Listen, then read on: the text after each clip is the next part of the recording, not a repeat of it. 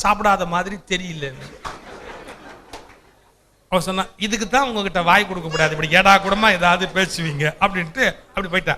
நான் யோசிச்சு பார்த்தேன், இந்த உலகத்துல எத்தனையோ கம்பராமாயணம் எடுத்து பேசும்போது ராமர் என்ன நினைத்தார், சீதை என்ன நினைத்தாள்லாம் பேசுற ஆளு. இவ்வளவு பேசுற எனக்கு பக்கத்தில் இருக்கிற பொண்டாட்டி என்ன நினைத்தாள்னு சொல்ல தெரியலையே. ஏன்னா இயல்புல நான் ஒரு ஆண், ஒரு பெண்ணினுடைய மனதை என்னால படிக்க முடியாது. ஒரு பெண் என்ன முயன்றாலும் ஒரு ஆணினுடைய மனதை படிக்க முடியாது. இதை யாரும் பேசுறது இல்லைங்க, நான் துணிஞ்சு பேசுறேன். எங்க அப்பா எங்க அம்மா கல்யாணம் ஆகி 30-40 வருஷம் ஒன்னா இருந்தவங்க. எங்க அம்மா கடைசி வரைக்கும் சொல்லுவாங்க, உங்க அப்பாவுக்கு என்ன புரியவே இல்லை அப்படிம்பாங்க. எங்க அப்பா சொல்லுவார், நான் என்ன சொல்றேன்னே உங்க அம்மாவுக்கு புரியலடா அப்படிம்பார். என்ன பண்றது அதுக்கு? நான் அப்பதான் நான் ஒன்னு புரிஞ்சுக்கிட்டேன். இப்ப நான் மணமக்களுக்கு அதான் வாழ்த்தா சொல்றேன். கணவனும் மனைவியும் ஒருவரை ஒருவர் புரிந்து கொண்டுன்னு எல்லாரும் சொல்லுவாங்க, இது பொய். இப்ப நான் சொல்லட்டுமா? கணவனும் மனைவியும் ஒருவரை ஒருவர் புரிந்து கொள்ள முடியாது என்பதை புரிந்து கொண்டு இல்லறத்தை வெற்றிகரமாக நடத்துவதுதான் வாழ்வினுடைய மிகப்பெரிய வெற்றி. அது என்ன புரிந்து கொள்ள முடியாது என்பதை புரிந்து கொண்டு அப்படின்னா, ஒரு பெண் என்ன நினைப்பான்னு ஒரு ஆணுக்கு தெரியாது. அவ என்ன நினைச்சாலும் சந்தோஷமா ஏத்துக்கணும். கணவன் என்ன நினைச்சாலும் ஏன் இவர் இப்படிலாம் நினைக்கிறார்னு ஆராய்ச்சி பண்ணக்கூடாது, அதை ஏத்துக்கணும். Accept it as it is அப்படிங்கிற, அக்செப்ட் இட், அதை அப்படியே ஏத்துக்கிட்டா பிரச்சனையே கிடையாது. நான் இப்ப காரணம் சொல்றேன் பாருங்க. இங்க இவ்வளவு பெண்கள் வந்திருக்கிறீங்க. நீங்க துணி கடைக்கு போய் துணி எடுக்கிறதா இருந்தா போனோமா வந்தமான்னு வந்ததா வரலாறு உண்டு.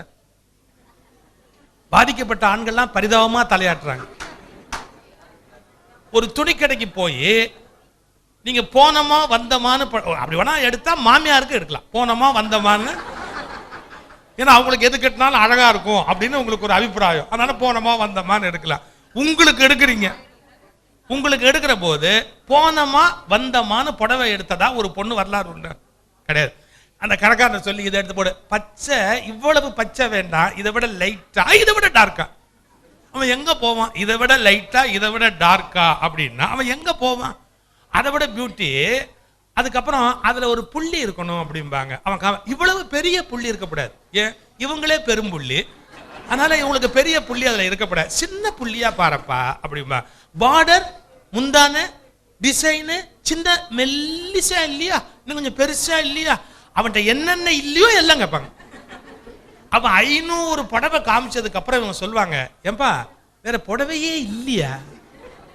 அவன் கடுப்புல கேட்பான், இவ்வளவு நேரம் போட்டதெல்லாம் என்னவா அப்படின்னு. அனாவசியமா பேசாது. ஒரு பெண்ணு அந்த புடவையில, இப்ப நான் சொல்றேன் பாருங்க, நீங்க என்னென்ன கணக்கு பண்ணி முடிவெடுத்தீங்க தெரியுமா? இந்த கலர் உங்ககிட்ட இது வரைக்கும் இல்லைன்னு முதல்ல ஒரு கணக்கு சொல்லுவீங்க. அடுத்த முக்கியம், இந்த கலர் உங்களுக்கு தெரிஞ்ச யார்கிட்டயுமே இல்லை அப்படின்னு ரெண்டாவதா ஒரு முடிவெடுப்பீங்க. மூணாவது, இந்த டிசைன், இந்த பார்டர், இந்த முந்தான, இந்த டெக்ஸ்சர், இந்த அந்த அந்த உள்ளுக்குள்ள இருக்கிற அந்த அழகு. நீங்க பெண் எப்படி முடிவெடுக்கிறா தெரியுமா? ஒரு புடவையை பத்தி அதனுடைய அழக கணக்கு பண்ணி எல்லா கோணத்திலையும் யோசிச்சு ஒரு பெண் முடிவெடுத்தா. இப்ப நான் கேட்கிறேன் பாருங்க, இந்த புடவைய கணவன்கிட்ட காமிச்சு, ஏங்க இது நல்லா இருக்கா பாருங்க அப்படின்னா, எந்த ஆம்பளையாவது colour of the sari, design of the sari, புட்டா, முந்தான எதையாவது ரசிச்சிருக்கிறான்னு? கவர்மெண்ட் ஆபீசர் ஃபைல் புரட்ட மாதிரி பளீர்னு இப்படி புரட்டி உள்ளுக்குள்ள அசிங்கமா ஒரு விலை சீட்டு ஒட்டி இருப்பான், அதை அப்படி எடுத்து பார்ப்போம். இப்ப புரிஞ்சு போச்சா? ஆம்பளை திங்க் பண்ற பேட்டர்னு இது என்ன விலை, பெண் திங்க் பண்றது இது என்ன கலர், ஆம்பளை திங்க் பண்றது இதோட காஸ்ட் என்ன, பொம்பளை திங்க் பண்றது இதோட பியூட்டி என்ன. அதனுடைய அழக மையமா வச்சு பெண் முடிவெடுத்தா, அதனுடைய விலையை மையமா வச்சு, இப்படி சொல்லட்டுமா, புடவையின் கலையை மையமாக வைத்து பெண் தீர்மானித்தாள், புடவையின் விலையை மையமாக வைத்து ஆண் தீர்மானித்தான். பெண் கலைக்கு அடிமை, ஆண் விலைக்கு அடிமை. எவ்வளவு பெரிய டிஃபரன்ஸ் ஒரு ஆணுக்கும் ஒரு பெண்ணுக்கும் இடையில, திங்கிங்ல, டெசிஷன் மேக்கிங்ல, முடிவு எடுக்கிறதுல. அவர்கள் கேட்பா, இந்த இப்ப 8000 ரூபாய்க்கு இந்த புடவை ஒரு கேரா உனக்கு, இந்த 8000 ரூபாய் வட்டிக்கு விட்டா எவ்வளவு வரும் தெரியுமா? வட்டிக்கு விடுறவன் புடவை கடைக்கு போலாமா? இவன் யோசிக்கிற மெத்தட் அப்படி. அவ யோசிக்கிறது, வேணும்னா இதை வாங்கி தந்தா தாங்க, இல்லாட்டி உங்களுக்கு வக்கு இல்லைன்னு சொல்லிட்டு போங்களேன், பெருசா சுத்தி பேசிக்கிட்டே இருக்கிறீங்க. இப்ப யோசிச்சு பாருங்க. நான் ஒரு தடவை நான் புடவை கிடைக்க போக மாட்டேன், என் 2 மகளும் சேர்ந்து என்ன இந்த போத்தீஸ் தள்ளிட்டு போட்டாங்க. அங்க போய் வாங்கினா அப்பா எவ்வளவு வேணாலும் காசு கொடுப்பாரு, நம்ம கிட்ட காசு கொடுத்து அனுப்புறாரு, லிமிட்டா வாங்க வேண்டியிருக்கு. அங்க போனா எவ்வளவு வேணாலும் வாங்கலான்ற ஐடியால அந்த தெருவிலேயே மனுஷன் நடக்க முடியாது. அந்த ரங்கநாதன் தெரு இருக்க நடுக்கவே முடியாது. ஒன்னே ஒண்ணு பண்ணலாம், நாம போய் நின்னுகிட்டா நம்மளை எவனா தள்ளிட்டு போடுவோம். எந்த கடைக்கு போனோமோ அங்க பிரேக் போட்டு திரும்பி உள்ள போகணும். உள்ள போய் நின்னா என்னால தாங்க முடியல அந்த உள்ள இருந்த கூட்டம். எனக்கு எப்பவுமே கூட்டம் எனக்கு எதிரில் இருந்தாதான் பிடிக்குமே ஒழிய, நான் கூட்டத்துக்குள்ள போய் சிக்கிக்கிட்டா என்னால அதை தாங்க முடியாது. நான் வெளியே வந்து உட்காந்துட்டேன். நான் உட்காந்துட்டேன் ஒழிய நான் பக்கத்துல பார்த்தா என்ன மாதிரி பரிதாபமானால் 15 பேர் உட்காந்துருக்கேன். அதுல ஒரு 82 வயசு பெரியவர், என்னால மறக்கவே முடியாதுங்க. அது மட்டும் லைஃப்ல மறக்கவே முடியாது. 82 வயசு பெரியவர். அவர் என்ன பண்றாரு, 6 மணி நேரம் ஆச்சான் அவர் சம்சாரம் உள்ள போய். அவர் இப்படி பார்த்தாரு பாருங்க. ஒரு 18 வயசு பொண்ணு இப்படி இறங்கி படி இறங்கி போகுது. இவர் என்ன பண்ணாரு, கையை தட்டி, மா அந்த பொண்ணு கேட்டுச்சு, என்னதுக்கு தாத்தா கூப்பிடுறீங்க? வாமா உக்காரு பேசிக்கிட்டு இருப்போம்னாரு. அந்த பொண்ணுக்கு ஒண்ணு கோவம் வந்துருச்சு. உங்க வயசு என்ன, என் வயசு என்ன? You are 80, I am 18. என்ன பேசுறது? உங்க வயசுக்கு மரியாதை கொடுத்து நான் சும்மா போறேன். சும்மா கூப்பிடுற பொம்பளை பிள்ளைய போய் கூப்பிட்டு பேசுறேங்கிறீங்க. அவர் சொன்னார், கோபப்படாத தாயி, கோபப்படாது. என் சம்சாரம் உள்ள போய் 6 மணி நேரம் ஆச்சு. அவகிட்ட ஒரு நல்ல வழக்கம், நான் யாராவது பொம்பளை கிட்ட பேசினா வந்துருவா. அதுவும் அழகான பொம்பளையா இருந்தா அப்பவே வந்துருவோம். அதனாலதான் உன்னை கூப்பிட்டு பேசலாம்னு நான் இப்போ நினைச்சேன்னா பாருங்க. அந்த அம்மா படி இறங்கி கேக்குது, அங்க என்ன ஒரு பொம்பளை பிள்ளையோட அரட்ட அப்படின்னு. நான் இதை பார்த்து சிரிச்சுக்கிட்டு உட்கார்ந்து இருக்கிறேன். ஒரு புடவை கடைக்கு போனா 6 மணி நேரம் ஆகுது முடிவெடுக்கிறதுக்கு லேடிஸுக்கு, 5 நிமிஷம் கூட ஆகுறது இல்ல ஆம்பளைக்கு. இல்லையா? வானா அப்படின்னு சொல்றதுக்கு 5 நிமிஷம் கூட ஆகல. வேணும்னு முடிவெடுக்கிறதுக்கு 6 மணி நேரம் ஆச்சு ஒரு லேடிக்கு. நீங்க யாராவது ஏன்னு யோசிச்சீங்களா? இப்ப நான் சயின்ஸ் சொல்றேன். எந்த முடிவையும் கவனிங்க, எந்த முடிவையும் தனது வலது மூளையால் ஒரு பெண் எடுக்கிறாள் தெரியுமா? ஆண் எதுல முடிவெடுக்கிறான் தெரியுமா? இடது மூளையால் முடிவெடுக்கிறான். நமக்கு 2 பிரிவா இருக்கு மூளை, இடது மூளை வலது மூளை. அல்ல, வலது மூளை என்பது உணர்ச்சி வயப்படுவது, எமோஷனல். இடது மூளை என்பது ரேஷனல். இது கணக்கு, இது கவிதை. வலது மூளை கடவுள், ஆன்மீகம், ஓவியம், கலை, இதோடு சம்பந்தப்பட்டது. காஸ்ட் அக்கவுண்ட், சார்ட்டர்ட் அக்கவுண்டன்ட், லா, இதெல்லாம் சம்பந்தம் உடையது இடது மூளை. பெருவாரியாக ஆண்கள் இடது மூளையை பயன்படுத்தி முடிவெடுக்கிறார்கள், பெருவாரியாக பெண்கள் வலது மூளையை பயன்படுத்தி முடிவெடுக்கிறார்கள். அதனால்தான் ஒருவர் எடுத்த முடிவை இன்னொருவரால் ஏற்றுக்கொள்ள முடியாமல் கஷ்டப்படுகிறார். புரியுதா? நான் இதைத்தான் சொல்றேன். ஒரு ஆணும் பெண்ணும் புரிந்து கொள்ள முடியாது என்பதை புரிந்து கொண்டு விட்டால் வாழ்க்கை முழுவதும் இனிமையாய் சந்தோஷமாய் சண்டை இல்லாமல் வாழ முடியும் என்பதை ஒவ்வொரு கணவனும் மனைவியும் புரிந்து கொள்ள வேண்டும்.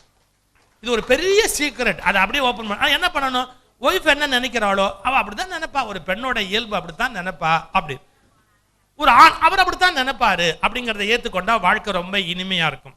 அவங்களுக்கு நான் ஒரே ஒரு சம்பவத்தை சொல்லிட்டு, ஏன்னா எனக்கு 10:05 அந்த டைம் கரெக்டா, அந்த மங்களமான நேரத்தில் அந்த மங்கள நான் எடுத்து கொடுக்கணும். பாருங்களேன், கபீர்தாஸ் உடைய வாழ்க்கையில நடந்த சம்பவம். கபீர்தாஸ் உட்கார்ந்துருக்கார் வீட்டில், பஜனம் பாடிக்கிட்டு இருக்கிறார் கபீர்தாஸ். ஒருத்தன் வந்தான். என்னத்துக்கு வந்தான்னா, கணவன் மனைவி கிடையில லேசா ஒரு கருத்து வேறுபாடு, அதை அவர்கிட்ட தீர்த்துக்கலாம்னு வந்தான். அவனை பார்த்த உடனே கபீர் கேட்டார், வீட்டில் ஏதாவது தகராறா அப்படின்னார். ஆமா, உட்கார் அப்புறம் பேசுவோம். 2:30 மணி வரைக்கும் பஜனை நடந்தது. மத்தியானம் பஜனை முடிஞ்சு எல்லாரும் புறப்பட்டு போயிட்டதுக்கு அப்புறம் கபீர்தாஸ் உட்கார்ந்துருக்காரு. அவன் உட்கார்ந்துருக்கான். கபீர்தாஸுடைய மனைவி ரொம்ப பண்பாடு உள்ளவர்கள். பால் 2 டம்ளர் சர்க்கரை போட்டு ஆத்தி அந்த பாலை கொண்டாந்து வைக்கிறாங்க. இது பாருங்க, கபீர்தாஸுக்கு ஒரு டம்ளர் வச்சாங்க, வந்திருக்கிற விருந்தாளிக்கு ஒரு டம்ளர் வச்சாங்க. இந்த கபீர்தாஸ் எடுத்தாரு. பாருங்க, அப்படியே கட கட கட கட அந்த பாலை அப்படியே குடிக்கிறார். இந்த வந்திருந்த விருந்தாளி சூடா இருக்குன்னு கொஞ்சம் பொறுத்து அப்புறம் எடுத்து இப்படி வாயில வச்சா உப்பு கரியுது. இது ஒரு சம்பவம் வச்சுங்க. இதுக்கு ஒரு 5 நிமிஷம் முன்னாடி ஒரு வேடிக்கை நடந்தது. கபீர்தாஸ் என்ன பண்ணாரு, ஒரு இது மாதிரி ஒரு நூல் கண்டு எடுத்துக்கிட்டார். ஒரே சிக்கலா இருந்தது. மனைவி கிட்ட சொல்றாரு, மா இந்த நூல் கண்டை பிரிக்க முடியல, வெளிச்சம் பத்தல, ஒரு விளக்கு ஏத்தி கொண்டாந்து வையிங்கிறார். மத்தியானம் மணி 2:30, விளக்கு ஏத்தி கொண்டாந்து வையிங்கிறார். அந்த அம்மா ஒண்ணுமே சொல்லல, விளக்கை ஏத்தி கொண்டாந்து பக்கத்துல வச்சது. எங்க வேற ஒரு வீட்டுல மத்தியானம் 2:30 மணிக்கு விளக்கை ஏத்தி வைன்னு சொன்னா விளக்கு வருமா? விளக்கோடு சம்பந்தப்பட்ட வார்த்தையோடு சேர்ந்த எது வேணாலும் வரலாம். ஆனா விளக்கு வருமா? அந்தம்மா ஒண்ணுமே சொல்லல, விளக்க கொண்டாந்து ஏத்தி வச்சது. இப்ப வேற ஒரு மனைவின்னு என்ன சொல்றாங்க, ஆமா உனக்கு தான் கண்ணும் தெரியல ஒண்ணும் தெரியல, அப்புறம் என்னத்துக்கு நேரம் கிட்ட நேரத்துல விளக்க ஏத்தி வச்சுக்கிட்டு இந்த நூலை பிரிச்சு தான் ஆக போதாக்கும் 1000 கேள்வி கேட்பாங்க. ஒண்ணுமே கேட்கல, அந்த மாதிரி விளக்க கொண்டாந்து வச்சது.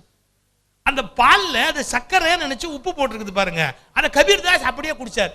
இந்த கடைசி வாய் குடிக்கும் போது சமையல் கட்டுல இருந்து அவர் மனைவி கேட்டது, ஏங்க சர்க்கரை சரியா இருந்ததான்னு கேக்குது. இவர் கபீர்தாஸ் என்ன பதில் சொன்னார் தெரியுங்களா? கரெக்டா இருக்குது அப்படின்னாரு. இந்த சண்டை போட்டவன் பாருங்க, அவன் எந்திரிச்சான், கபீர்தாஸை உழுந்து கும்பிட்டான். நீ என்னமோ கேட்கணும்னு சொன்னியப்பா, ஒன்னு கேட்கணும், ஒன்னு கேட்க வேணாம். ஏன் 2 மணிக்கு விளக்கு கொண்டு வானா அவ கொண்டு வரா, பால்ல உப்பு போட்டு கொடுக்குறா, நீ குடிக்கிற. உங்களுக்குள்ள எந்த ஜென்மத்திலேயாவது சண்டை வருமா? ஏன் கணவன் எப்படி இருக்கிறானோ அதை மனைவி ஏற்றுக்கொண்டு விட்டாள், மனைவி எப்படி இருக்கிறாளோ அதை கணவன் ஏற்றுக்கொண்டு விட்டார். எங்க கஷ்டப்படுறோம் தெரியுமா? நான் நினைப்பது போல் என் மனைவியை மாற்ற வேண்டும் என்று நினைக்கிற கணவர்கள் வாழ்நாள் முழுவதும் கஷ்டப்படுவார்கள். நான் நினைப்பது போல் என் கணவனை மாற்ற வேண்டும் என்று நினைக்கிற மனைவி வாழ்நாள் முழுக்க கஷ்டப்படுவார். அவள் எப்படி இருக்கிறாளோ அதை ஏற்றுக்கொண்ட கணவன், அவர் எப்படி இருக்கிறாரோ அதை ஏற்றுக்கொண்ட மனைவி சொர்க்கத்தில் குடியிருப்பார்கள் என்பதுதான் வாழ்க்கை பற்றிய மிகப்பெரிய ரகசியம். Accept it as it is. அதை அப்படியே அக்செப்ட் பண்ணிக்க. வாழ்க்கை முழுக்க சந்தோஷமா இருக்கலாம், குஷியா இருக்கலாம், மகிழ்ச்சியா இருக்கலாம். மனைவினா கொஞ்சம் அப்படிதான் இருப்பா, அவருடைய ஆட்டிடியூட் அப்படித்தான் இருக்கும் அப்படின்னு, கணவன் அவர் அப்படித்தான் இருப்பாரு அப்படி.